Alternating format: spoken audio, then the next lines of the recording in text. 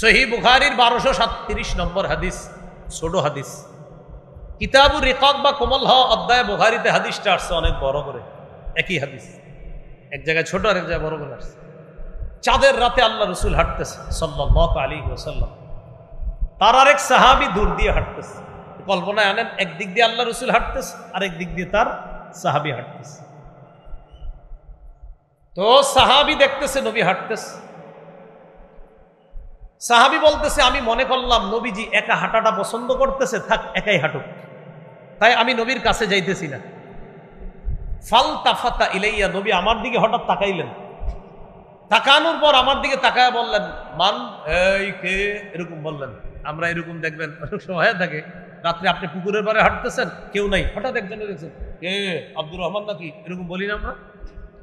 তো নবীজি বলতেছেন মান, এই কে। তো সাহাবী বলতেছে আনা হুজুর আমি। ও আচ্ছা, তাল তাল, আরে এদিকে আসো, হাদিসে আসছে তাল, এদিকে আসো। সাহাবীরে কাছে আনছে, এতক্ষণ ছিলেন দুইজন দূরে দূরে, এবার কাছে আইনা নবীজি বলতেছে আরে আমার সাথে হাঁটো।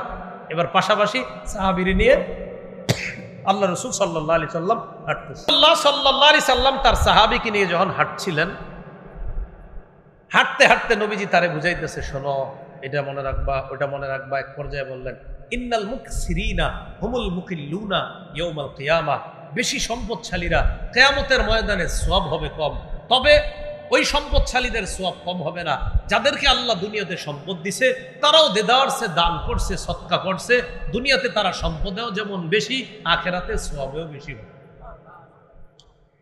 এই কথা বলতে বলতে এক জায়গায় গিয়ে নবীজি বলেন এই থামো, তুমি আর যাইবা না। হুজুর হ্যাঁ তুমি যাবা না, এবার শুধু আমি যাবো, তুমি এখানে থাকো। সাহাবীকে আল্লাহ রসুল বললেন আমি আসার আগ পর্যন্ত তুমি এখান থেকে নড়বা না, আমার যা হবার হবে, তুমি কিন্তু নড়বা না এখান থেকে, ঠিক আছে। সাহাবীকে এক জায়গায় বসায় গেলেন, নবীজি চলে গেলেন। সাহাবী তাকিয়ে আছে এইভাবে, নবীজি কোথায় যেন যাইতেছে, হঠাৎ যাইতে যাইতে যাইতে যাইতে আর দেখা যায় না নবীজি কোথায় যাইতেছে, দেখা যাইতেছে না। রাতের বেলা রসুল অন্ধকারে হারিয়ে গেলেন। সাহাবী বলেন এক পর্যায়ে আমি আর দেখতেছি না, লাবিসা আন্নি ফাতালাল লুবসা, রসুল আমার কাছ থেকে লম্বা সময় দূরে রইলেন, আমি নবীরে দেখতেছি না কোথায় গেছে। হঠাৎ বিকট একটা আওয়াজ আসছে, কিছু একটা আসমান থেকে পড়ছে। আমার মনে হলো এত ভয়ঙ্কর আওয়াজ, বিকট শব্দ যখন আমি শুনলাম, আমি ভয় পেয়ে গেলাম। আল্লাহ রসুলের কোনো বিপদ হলো না তো? ভয় পেয়ে গেছি। আমি উঠলাম, রওনা করব, নবীর কাছে যাব। ওই মুহূর্তে মনে পড়ছে শোনো, যা হবার হবে, নড়বা না। এটা যখন মনে পড়ছে আমি বসে রইছি, আর নড়ি না। একদিক দিয়ে পেরেশানি কাজ করতেছে, নবী আসে না কেন, আরেক দিক দিয়ে পেরেশানি, নবীর কোনো বিপদ হলো কিনা।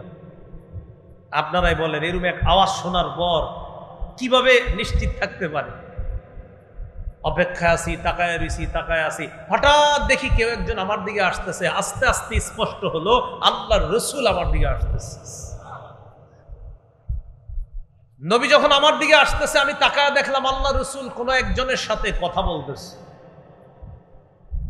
আশ্চর্যের বিষয় হলো যার সাথে কথা বলতেছে তারে দেখা যায় না, কিন্তু নবী যে আরেকজনের সাথে কথা বলতেছে এটা বোঝা যাচ্ছে, কিন্তু প্রতিপক্ষটাকে এটারে দেখতেছি না আমি। নবীজি একটা বলে, প্রতিপক্ষ জবাব দেয়, আবার বলে তো তিনি জবাব দেয়, একটু বুঝতেছি কথাবার্তা চলতেছে, কার সাথে বলতেছে এটা দেখতেছি না আমি। নবীজি আমার কাছে আসলেন, আসার পর আমি নবীজির বললাম হুজুর শুনছো আওয়াজটা? জি। ও ভয়ের কিছু নেই। এই আওয়াজটা হলো জিবরিল আজকে একটু অন্যভাবে আসছিল দুনিয়াতে, বিকট যে আওয়াজটা শুনছো এটা জিবরিল আমিন আসার আওয়াজ। ঠিক আছে হুজুর বুঝলাম। আপনি আসার সময় কার সাথে কথা বলতেছিলেন? ও আচ্ছা, তুমি আসার সময় যে যার সাথে কথা বলতে দেখলা এটাও জিবরিলের সাথে কথা বলতেছিল। হুজুর কি বলতেছিলেন? জিবরিল আমারে বলছে বাশির উম্মাতাকা আন্নাহু মান মাতা মিন উম্মাতিকা ওয়া হুয়া লা ইউশরিকু বিল্লাহি শাইআ দাখালাল জান্নাহ। নবী আপনার উম্মতকে সুসংবাদ জানায়া দেন, যারা এমন অবস্থায় মারা যাবে আল্লাহর সাথে সে শিরক করে না, অংশীদার সাব্যস্ত করে না, এমন উম্মতদেরকে জানা দেন সরিষার দানা পরিমাণ ঈমানও যদি থাকে, একদিন না একদিন এই ব্যক্তি আল্লাহর জান্নাতের মেহমান হয়ে যাবে।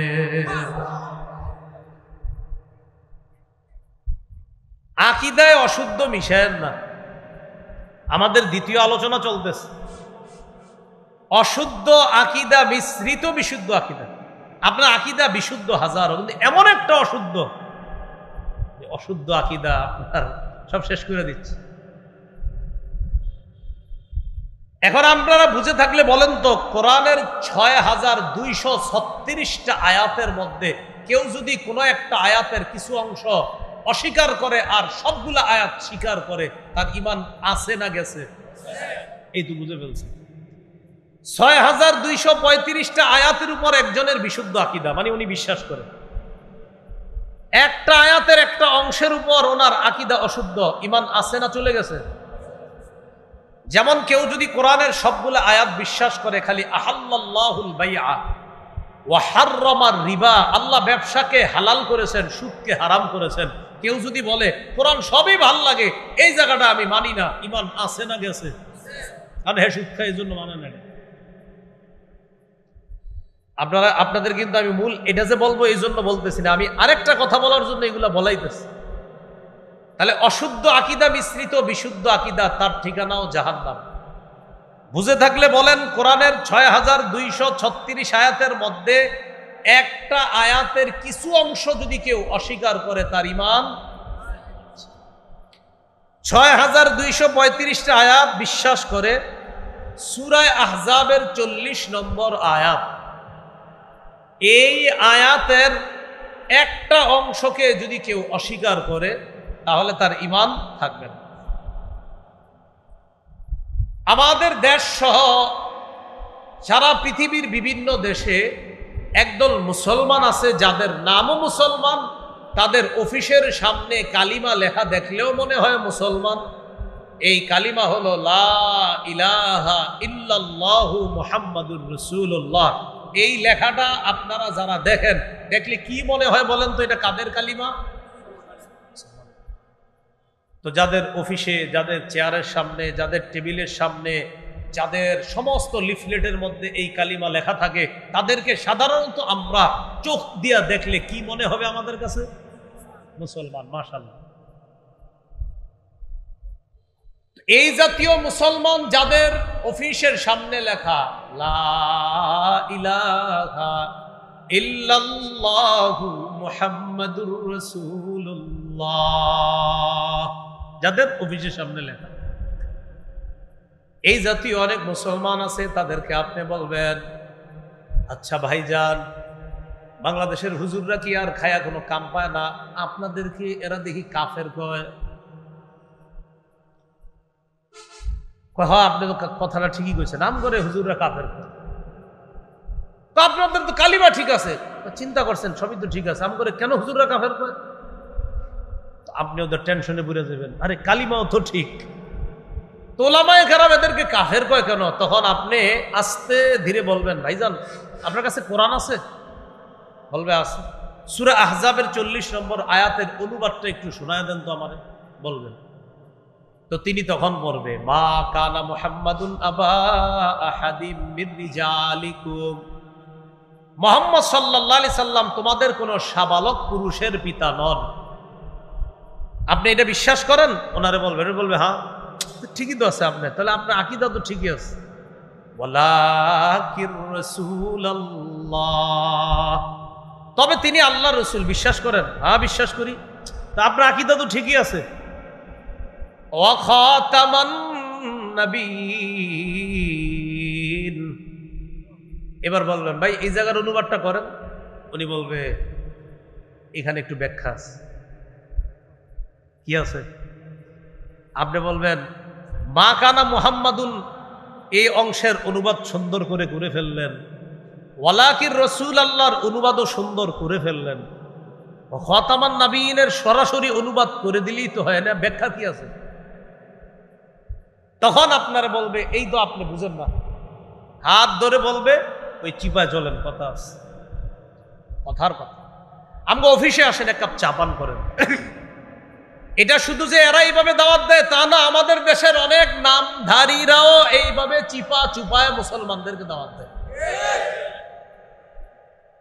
তা আপনারা গিয়ে বলবে এক কাপ চা পান করেন, চা পান করতে করতে কথা বলি, আপনি বলবেন না আগে বলেন পরে চা খাবো, কারণ আমি তো আগে জানতে হইব আপনি আসলে মুসলমান নি, না হইলে তো আপনার চা আমি কেমনে খাবো, আগে কন অনুবাদ করেন।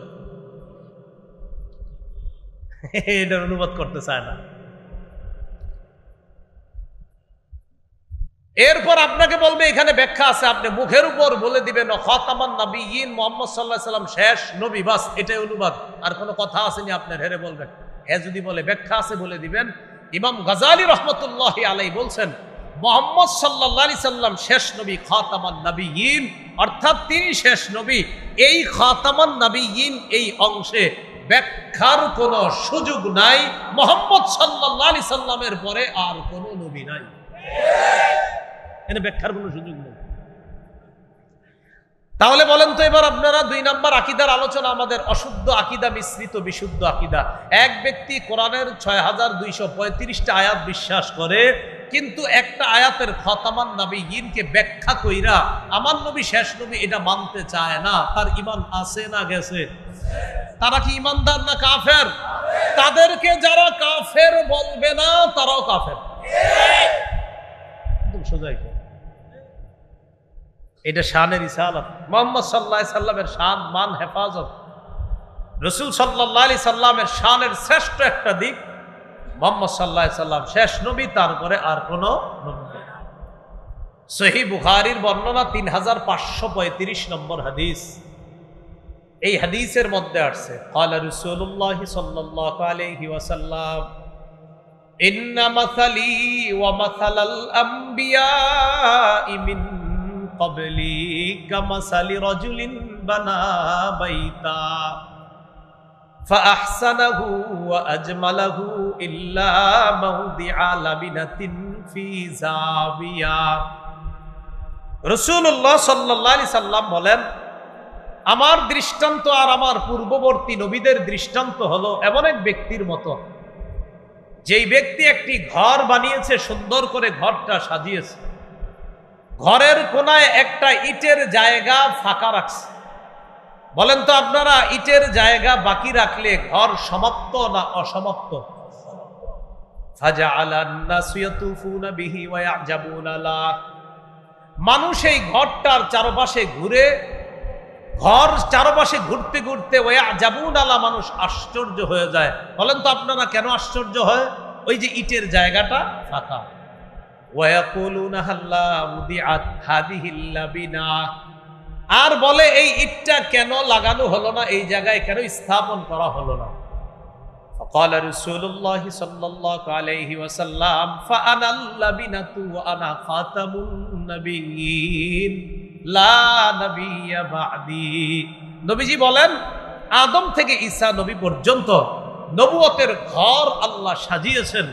এই ঘর সাজানোর পর একটা ইটের জায়গা ফাঁকা রেখেছেন, অর্থাৎ একজন নবী আসা বাকি।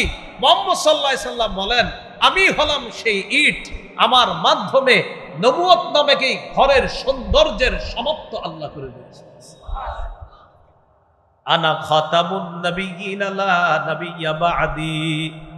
নবী বলেন আমি শেষ নবী, আমার পরে আর কোনো নবী হবে না।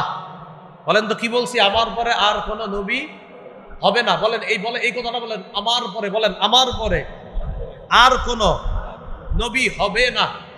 এটা কয়েকবার বলেন, আর কোনো নবী হবে না, এটা বলেন। এটা কেন বলাইছি? এটা যদি না শিখে নেন আরেকটা ধোঁকাবাজি আছে। কি বললাম? নবীজি বলছে আমার পরে আর কোনো নবী হবে, এই হবে না কেন শিখাইছি জানেন?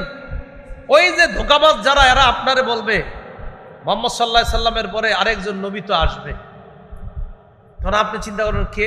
বলে ঈসা নবী না আসবে? আপনি বললেন হ্যাঁ ঈসা নবী তো আসলে আসবে, তাইলে তখন বলবে কি ঈসা নবী যেহেতু আসবে তোমার কথা আর সঠিক রইল না, মুহাম্মদ সাল্লাল্লাহু আলাইহি সাল্লামের পরে নবী আসবে না, অতএব অমুক এলাকার গুরুদাসপুরের মির্জা নামক অমুক উনিও নবী হিসাবে আসার সম্ভাবনা আছে। নাউজুবিল্লাহ। আপনি বলবেন চান্দু ধোঁকা দেওয়ার সুযোগ নাই। কি দেওয়ার সুযোগ নাই? বলেন আমার সাথে, নবীর পরে আর কোন নবী হবে না। ঈসা নবী আমাদের নবীর আগের নবী। তিনি দুনিয়াবি বিধান মৃত্যুবরণ করা এটা এখনো করেননি। দুনিয়ার এই বিধানটা বাস্তবায়নের জন্য কিয়ামতের আগে ঈসা নবী দুনিয়াতে আসবেন। তবে মনে রাখতে হবে, ঈসা নবী নবুয়ত পেয়েছে আমাদের নবীর আগে। ঈসা নবী আমাদের নবীর আগের নবী। আমাদের নবীর মাধ্যমে নবুয়তের দরজা বন্ধ করে দেওয়া হয়েছে। আমাদের নবীর পরে নতুন করে কেউ নবুয়ত পাবে না, নতুন করে কেউ নবী হবে না। ঈসা নবী কিয়ামতের আগে আসবে, তবে তিনি আমাদের নবীর আগের নবী। আসবে কইয়া দেখছেন নাকি ধোকাটা আপনাদের দিতে চান? মানে আপনি বলবেন ধোকা দেওয়ার সুযোগ নাই, ঈসা নবী আমাদের নবীর আগের নবী। তো আপনারা বলবেন তো উনি আসবে কেন? আপনি বলবেন আসবে কেন জানেন না? ঈসা নবী এখনো ইন্তেকাল করেন নাই। উনি আসবে, ইন্তেকাল করার জন্য আসবে, এতে আপনি সমস্যা কোথায়? উনি ইন্তেকাল করার জন্য আসলে আপনার সমস্যাটা কি সেটা বলবেন। তিরমিজি শরীফের 2072 নম্বর হাদিসের বর্ণনা, قال رسول الله صلى الله عليه وسلم ان النبوة والرسالة قد انقطعت। নবী বলেন নবুয়ত এবং রিসালাতের দরজা বন্ধ হয়ে গেছে। নবুয়ত এবং রিসালাতের দরজা শেষ, বন্ধ। নবুয়ত এবং রিসালাতের ধারাবাহিকতা সমাপ্ত হয়ে গিয়েছে। ফালা নবিয়্যা বাদি ওয়ালা রাসূলা, আমার পরে আর কোন নবী হবে না, আমার পরে আর কোন রাসূল হবে না। দেখি আপনারা বলেন তো, ঈসা নবী তো আসবে কিয়ামতের আগে। আপনারা আমারে বলেন তো কি হয়েছে? বলেন আমারে কি হয়েছে? ঈসা নবী আমগো নবীর আগের নবী, তিনি দুনিয়াতে ইন্তেকাল করার জন্য আসবেন। আপনার এরকম হইতেছে পারে। আপনি বলবেন ঈসা নবী যে নবুয়ত পাইবে আমাদের নবীর পরে, এমন না। ঈসা নবী নবুয়ত পেয়েছে আমাদের নবীর আগে, অর্থাৎ আমাদের নবীর আগের নবী হিসাবে তিনি দুনিয়াতে আল্লাহ পাক রব্বুল আলামিন তাকে নবুয়ত দিয়ে পাঠিয়েছেন। আর আমাদের নবীর মাধ্যমে খাতাম নবুয়ত সমাপ্ত। এরপরে নতুন করে আর নবী হবে না। বলবেন নতুন করে আর কোন নবী হবে না। সে বলবে ঈসা, আপনি বলবে ঈসা নবী নতুন নবী না, ঈসা নবী আমাদের আগের নবী। আমাদের নবীর পরে নতুন কোন নবী মানি ভণ্ড, প্রতারক, তার সমর্থন সব ভণ্ড। ধোঁকা দেওয়ার সুযোগ নাই। তাহলে বলবেন হবে না। কি বলবেন? হবে না। আমাদের নবীর পরে নতুন নবী হয় নাই, হবে না।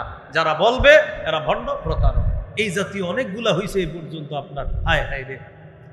এর মধ্যে মহামান্য দুজন মহিলাও আছে, মানে হেরাও নবুয়ত দাবি করছে।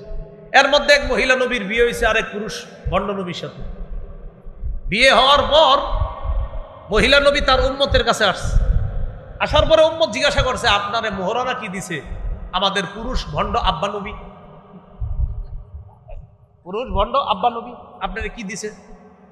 তো বলতেছে এটা তো জানি না, আমি একটু জানি না। এখন ভণ্ড মহিলা নবী গেছে ভণ্ড পুরুষ নবী স্বামীর কাছে, গিয়ে বলতেছে আপনি আমার মোহরানা কি দিয়েছেন? উম্মত জানতে চাইছে। ওহো, মোহরানা দেওয়াই নেই না? না। তো গিয়ে বলবা তোমার মোহরানা হলো তোমার উম্মতের যে এলাকায় তোমার উম্মত আছে তাদের জন্য ফজর আর এশার নামাজ মাফ। কি আজীব পদ্ধতির নবী, কি আজীব পদ্ধতির স্ত্রী, কি আজীব পদ্ধতির উম্মত। আল্লাহ আমাদেরকে হেফাজত করে। তাহলে 2 নাম্বার, অশুদ্ধ আকীদা মিশ্রিত বিশুদ্ধ আকীদা। এজন্য মনে রাখবেন, একদল আপনারে বলবে হজ, উমরা, যাকাত, কুরবানি সবই তো আমরা করি। আপনি বলবেন ঠিকই তো, সবই করেন, এরপরেও হুজুররা আপনাদের কাফের কয় কেন? রহস্যটা বুঝতে পারতেছি না। তখনই আপনি বলবেন রহস্য হইল সূরা আহজাবের 40 নম্বর আয়াতের অনুবাদটা আমারে শোনান। তো বলবে মুহাম্মদ সাল্লাল্লাহু আলাইহি ওয়াসাল্লাম তোমাদের কোনো সাবালক পুরুষের পিতা না, তবে তিনি আল্লাহর রাসূল। একটু ঠিক আছে, খাতামান নবীন এখানে ব্যাখ্যা করতে চাইবে, আপনি বলে দিবেন ইমাম গাজালি বলেছেন খাতামান নবীন এই অংশে ব্যাখ্যার সুযোগ নাই। মুহাম্মদ সাল্লাল্লাহু আলাইহি সাল্লামের পরে আর কোনো নবী নাই। আমাদের নবীর পরে নতুন করে নবী হবে না। ঈসা নবী আমাদের নবীর আগের নবী। ঈসা নবী দুনিয়াতে কিয়ামতের আগে আসবে। ইন্তেকাল যেহেতু করেন নাই, ইন্তেকাল করার জন্য আসবে। তো ঈসা নবী আমাদের নবীর আগের নবী, তিনি নতুন করে নবী হবেন এমন না। আমাদের নবীর পরে নতুন করে আর কেউ নবী হবে না। দাবিদার যে হবে সে ভণ্ড হবে, তার অনুসারীরা ভণ্ড হবে, এক কথায় কাফের হবে, সমর্থনকারীরাও কাফের। আল্লাহ আমাদেরকে বুঝার তৌফিক দান করেন। আকীদার ৩ নাম্বার কথা, সংশয়বাদী আকীদা। কি আকীদা? কিয়ামত বিশ্বাস করেন? আমার দিকে তাকান, কি কয়? হতে পারে, নাও হতে পারে, এরকম সংশয়বাদী। তো সংশয়বাদী আকীদা যারা পোষণ করে, হতে পারে, নাও হতে পারে, এরা কিছু ইংরেজিও কয়, বুঝায় যে আমি অনেক ইংরেজি পারি। এদের ঠিকানাও জাহান্নাম। সূরা জাসিয়ায় আল্লাহ পাক রব্বুল আলামিন ৩২ থেকে ৩৫ নম্বর আয়াত, ২৫ পারা হাফিজি কোরআন, শেষ পৃষ্ঠায় আল্লাহ আলোচনা করছে। وَإِذَا قِيلَ إِنَّ وَعْدَ اللَّهِ حَقٌّ وَالسَّاعَةُ لَا رَيْبَ فِيهَا قُلْتُمْ مَا نَدْرِي مَا السَّاعَةُ إِن نَّظُنُّ إِلَّا ظَنًّا وَمَا نَحْنُ بِمُسْتَيْقِنِينَ। একদল মানুষ আছে, তাদেরকে যখন বলা হয় আল্লাহর ওয়াদা সত্য, এতে কোনো সন্দেহ নাই, কিয়ামত হবে, এতে কোনো সন্দেহ নাই, তখন তারা বলে কিয়ামতের বিষয়টা আমরা শুধু অনুমান করি, দৃঢ়ভাবে বিশ্বাস করি না। হতেও পারে, নাও হতে পারে, অনুমান করি, দৃঢ়ভাবে বিশ্বাস করি না। নাউজুবিল্লাহ বলেন।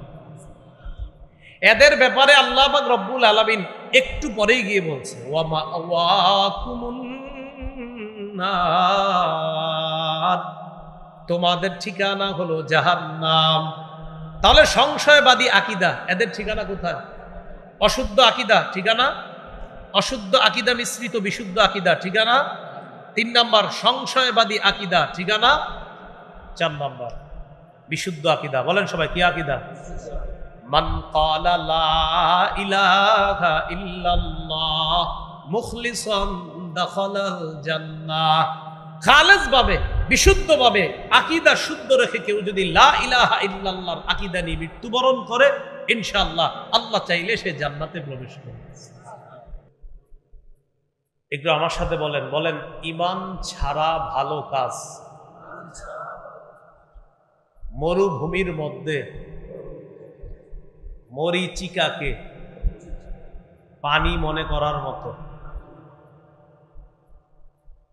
এক ব্যক্তির আকীদা অশুদ্ধ, আকীদা ঠিক নাই, এই ব্যক্তির ভালো কাজ মরুভূমির মধ্যে মরীচিকাকে পানি মনে করার মতো। আপনাদের হাওর অঞ্চলগুলোতে যাবেন, যাওয়ার পর যখন পানি না থাকে, পানি না থাকা অবস্থায় হাওরের এক পাশ থেকে আরেক পাশে তাকাবেন, লম্বা মাইলের পর মাইল, ঘর বাড়ি নাই, এইভাবে দূর থেকে তাকাইবেন আর প্রচন্ড রৌদ্রের মধ্যে আপনার পিপাসা লাগছে। এখন আপনার মনে হবে সামনে পানি আছে, একটু পানি পান করব। হাওরে তাকাইছেন, পানি কই? ওই যে দূরে চিকচিক করতেছে পানি। পিপাসা নিয়ে আপনি পানির কাছে গেছেন পানি পান করার জন্য, কাছে গিয়ে দেখেন না, এটা তো পানি না, দূর থেকে আমার চোখে চিকচিক কিছু একটা দেখছে। ওই যে চিকচিক যেটা দেখছেন, এটা হলো মরীচিকা। বলেন কি? তাহলে মরীচিকাকে পানি মনে করছেন, আসলে কি পানি? ঈমান ছাড়া অশুদ্ধ আকীদা নিয়ে কেউ হাজারো ভালো কাজ যদি করে, মরণের পর তার ওই ভালো কাজ মরীচিকাকে যেমন পানি মনে হয়েছে, তার ওই ভালো কাজ মনে হবে অনেক কিছু আসলে মরীচিকা, আর মরীচিকা মানে কিছুই না, তার এই ভালো কাজ কিছুই না। আল্লাহ পাক রব্বুল আলামিন সূরা নূরের মধ্যে বলেন, ওয়াল্লাযীনা কাফারু আ'মালুহুম কাসারাবিম বিতিআতি ইয়াহসাবুহুজ যামআনু মা। যারা কাফের, তাদের আমলের দৃষ্টান্ত, ভালো কাজের দৃষ্টান্ত কাসারাবিম বিতিআহ, মরুভূমির মধ্যে মরীচিকার মতো। ইয়াহসাবুহুজ যামআনু মা, যেই মরীচিকাকে পিপাসার্ত ব্যক্তি পানি মনে করে, হাত্তা হাত্তা ইযা জাআহু লাম ইয়াজিদহু শাইআ। মরীচিকাকে পানি মনে করে পিপাসার্ত ব্যক্তি যখন দৌড়ায় পানির কাছে যায়, যাওয়ার পর আর কিছুই পায় না। তাহলে ঈমান ছাড়া অশুদ্ধ আকীদা নিয়ে হাজারো ভালো কাজ করলে মনে হবে আমি যা করেছি, আপনি বলে দিবেন আপনি মরীচিকা করছেন, বলবে বলবেন আপনি কিছুই করেন নাই। ওই মরুভূমিতে তাকান, হাওয়ারে তাকান, দেখছেন চিকচিক করে, কয় হ্যাঁ, ওই চিকচিক যেমন পানি না, আপনার হাজারো ভালো কাজ না, কারণ আপনার তো ঈমান নাই। তাহলে কি শিখলাম আমরা প্রথমে শিরোনাম 4টা শিখছি। প্রথম শিরোনামটা অশুদ্ধ আকীদা। অশুদ্ধ আকীদায় আবার একটা উদাহরণ শিখলাম যে অশুদ্ধ আকীদা নিয়ে ভালো কাজ করা মরুভূমির মধ্যে মরীচিকাকে পানি মনে করার মতো। এবার আরেকটা উদাহরণ শিখি আমরা। বলেন, অশুদ্ধ আকীদা নিয়ে ভালো কাজ করা, ঈমান ছাড়া ভালো কাজ করা, প্রচন্ড ঝড়ের দিনে, প্রবল বাতাসে, ছাইয়ের মতো। কিসের মতো? ঈমান ছাড়া ভালো কাজ প্রচন্ড ঝড়ের দিনে, প্রবল বাতাসে, ছাইয়ের মতো। এখন আপনারা বলেন তো, এই মাঠের মধ্যে আমরা যদি কিশোরগঞ্জের সমস্ত ছাইগুলা না এখানে জমা করি, প্রচন্ড ঝড় আবার প্রবল বাতাস, ছাইগুলা থাকবে, কি হবে? ঈমান ছাড়া ভালো কাজ প্রচন্ড ঝড়ের দিনে প্রবল বাতাসে ছাই রাখলে যেমন ছাই থাকে না, ঈমান ছাড়া হাজারো ভালো কাজ করলে এই ভালো কাজ থাকে না। সূরা ইব্রাহিমের 18 নম্বর আয়াতে আল্লাহ বলেন, মাসালুল্লাযীনা কাফারু বিরাব্বিহিম আ'মালুহুম কারামাদিন ইশতাদ্দাত বিহির রিহু ফি ইয়াউমিন আসিফ। মাসালুল্লাযীনা কাফারু বিরাব্বিহিম আ'মালুহুম কারামাদ। যারা তাদের রবকে অস্বীকার করে তাদের দৃষ্টান্ত হলো কারামাদ। আ'মালুহুম, মাসালুল্লাযীনা কাফারু বিরাব্বিহিম আ'মালুহুম, তাদের আমলের দৃষ্টান্ত কারামাদ, ছাইয়ের মতো। কেমন ছাই? ইশতাদ্দাত বিহির রিহ, যেই ছাইকে প্রবল বাতাস প্রবল বেগে উড়িয়ে নিয়ে যায়। কবে? ফি ইয়াউমিন আসিফ, প্রচন্ড ঝড়ের দিনে। প্রচন্ড ঝড়ের দিনে ছাইকে প্রবল বাতাস যেমন উড়িয়ে নিয়ে যায়, ঈমান ছাড়া হাজারো ভালো কাজ যদি কেউ করে তো মনে করতে হবে আমি আমার এই হাজারো ভালো কাজ প্রচন্ড ঝড়ের দিনে প্রবল বাতাসে রাখলাম, আর ওই বাতাস সব উড়ায় নিয়ে গেল, আমি শূন্য হয়ে গেলাম। এবার আরেকটা দৃষ্টান্ত নেই, চলেন। বলেন, ঈমান ছাড়া ভালো কাজ অদেখা, উড়তে থাকা, বিক্ষিপ্ত ধুলি কণার ন্যায়। আবার বলেন, ঈমান ছাড়া ভালো কাজ না দেখা, উড়তে থাকা, বিক্ষিপ্ত ধূলিকণার ন্যায়। এই যে আমরা এখন এদিকে তাকাইলে দেখেন কোনো ধূলিকণা দেখতেছি না, কিন্তু আসলে ধূলিকণা আছে। এগুলা সাধারণত দেখবেন কবে যাবেন? শীতকালে টিনের ঘরের ছিদ্র দিয়ে একটা রৌদ্র আসে, দেখবেন চিকুন করে। এই রৌদ্রের মধ্যে কি জানি চিকচিক চিকচিক করে, আসলে কিন্তু পুরা ঘরে, শুধু রৌদ্রে না, পুরা ঘরেই উঠতেছে, কিন্তু আমরা দেখতেছি খালি ওইটা। ঈমান ছাড়া ভালো কাজ যারা করে তাদের এই ভালো কাজের দৃষ্টান্ত না দেখা, উঠতে থাকা বিক্ষিপ্ত ধূলিকণার মতো। সূরা ফুরকানের মধ্যে আল্লাহ পাক রব্বুল আলামিন বলেন, 19 পারা প্রথম পৃষ্ঠাতে আছে, ওয়াকাদিমনা ইলা মা আমিলু মিন আমাল ফাজআলনাহু হাবাআম মানসুরা। যারা ঈমান ছাড়া ভালো কাজ করে আমি আল্লাহ তাদের এই কাজের ফয়সালা করব, সিদ্ধান্ত করব, এবং তাদের এই ভালো কাজগুলোকে আমি অদেখা, উড়তে থাকা বিক্ষিপ্ত ধূলিকণার মতো বানায় দিব।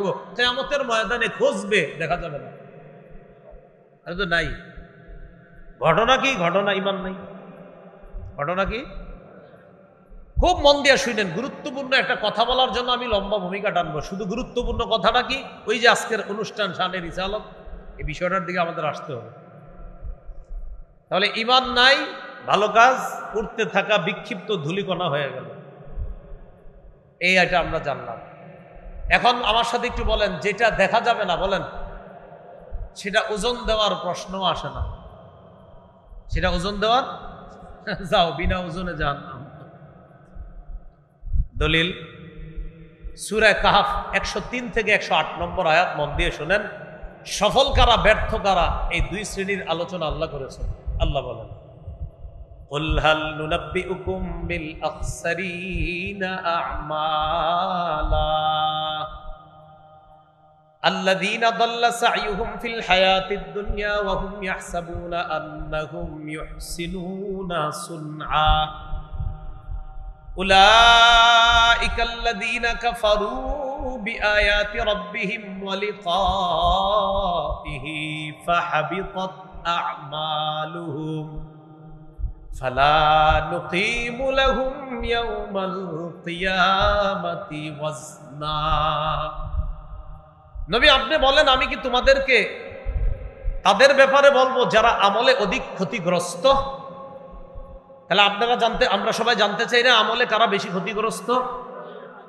যারা ভালো কাজ করে কিন্তু ক্ষতিগ্রস্ত। আরে এটা কেমন কথা, ভালো কাজ করলে ক্ষতিগ্রস্ত হবে কেন?